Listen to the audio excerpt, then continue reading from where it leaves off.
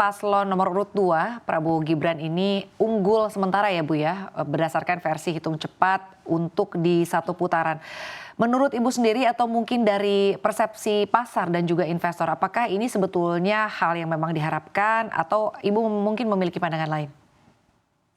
Ya, mungkin sebelum saya menjawab disclaimer dulu ya bahwa saya memang menjawab sebagai ekonom yang independen ya. Artinya bahwa, tentunya tadi kita benar sekali ya masih menunggu hasil yang resmi dari KPU ya, itu yang pertama dan yang kedua juga ya saya dari perspektif ekonom ya memandangnya. Kalau dari secara ekonomi pasti kan concern-nya adalah juga efisiensi ya. Jadi kalau secara efisien memang benar satu putaran itu tentunya lebih efisien karena secara anggaran juga sebenarnya ada beberapa yang dibintangi kan karena untuk 2 putaran gitu kan, udah nah bintang, kan kita tahu sekarang beberapa kementerian lembaga misalkan anggarannya itu belum bisa semua karena, sebagian dicadangkan untuk kegiatan pemilu ya, tentunya itu ada biayanya, ada cost-nya. Jadi dari sisi ekonomi ya, saya semata-mata bicara dari sisi ekonomi itu memang tentunya akan lebih efisien dan kemudian untuk investor kan yang dipentingkan itu adalah certainty ya. Jadi sebenarnya satu atau 2 putaran, tapi yang penting tuh yang mana yang lebih certain gitu ya. Semua orang mungkin berpikir bahwa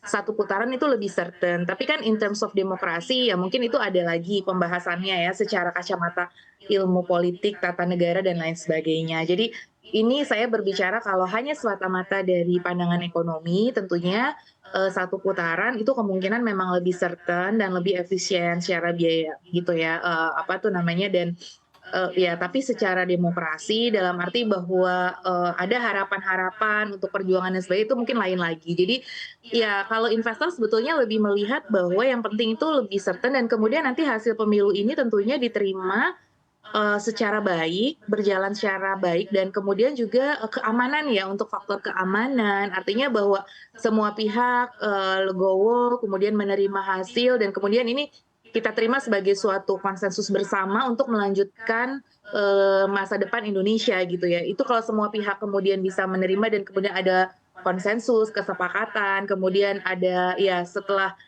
ini kan, disampaikan juga ya oleh Bapak Bapak Prabowo dan Pak Gibran sendiri menyampaikan bahwa ini nanti akan bersatu seperti itu kan.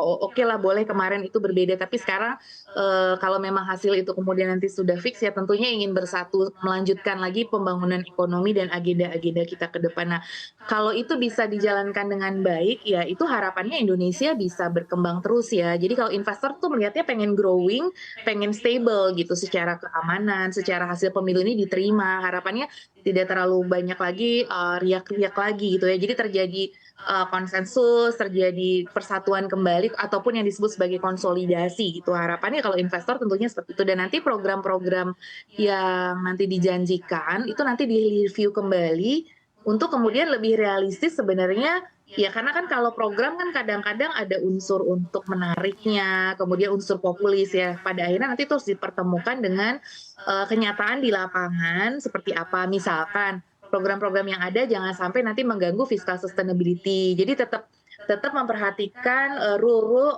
di pasar gitu loh. Kalau investor sih sebenarnya lebih ke arah situ ya kalau saya melihatnya gitu, terlepas dari, siapa yang hasil yang nanti ditetapkan sebagai pemenang, seperti itu. Baik, artinya memang kebijakan yang juga pro market begitu ya Bu Telisa.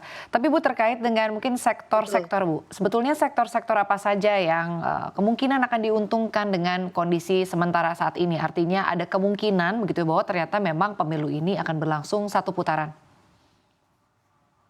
Iya, jadi kalau kita lihat sektor ya, ini juga banyak dibahas ya oleh pertemuan, kalau banyak pertanyaan-pertanyaan juga dari investor bahwa nanti sektor apa ya, kalau kalau kita bicara investor di pasar saham juga pastinya pengen tahu nih saham apa yang akan cuan dengan nah sebenarnya kalau kita lihat kan sektor-sektor tuh ada prioritas ya, kalau kita lihat memang sektor-sektor agriculture ini ke depan akan menjadi prioritas ya kalau memang nanti, pasangan nomor urut 2 ini kan memang sudah menyampaikan akan lebih banyak juga ke sektor pertanian, yang kedua sektor yang berbasis hilirisasi industri dan juga yang ketiga digital ya, itu 3 jadi agriculture saya melihat ya, terus kemudian industri dan digital.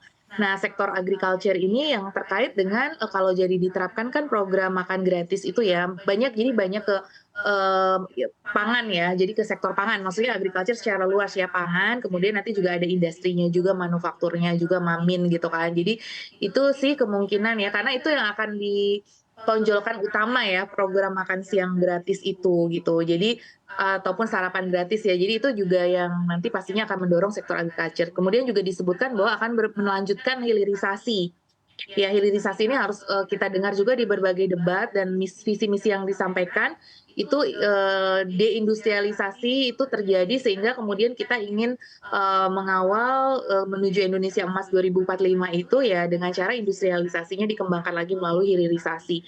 Kemudian yang ketiga digitalisasi ya yang kita dengar kan startup-startup akan dibangun. Jadi digital teh mungkin dengan wapres yang mungkin dari generasi muda tentunya biasanya kan generasi muda juga arahnya tuh juga lebih pro kepada sektor digital dan kreatif ya. Nah, harusnya juga sektor digital dan kreatif ini juga makin dikembangkan. Saya melihat utama itu sih 3 sektor itu ya yang akan dikembangkan dan mungkin yang keempat Hankam ya karena juga kalau kita dengar bahwa pertahanan keamanan Indonesia juga ingin ditingkatkan.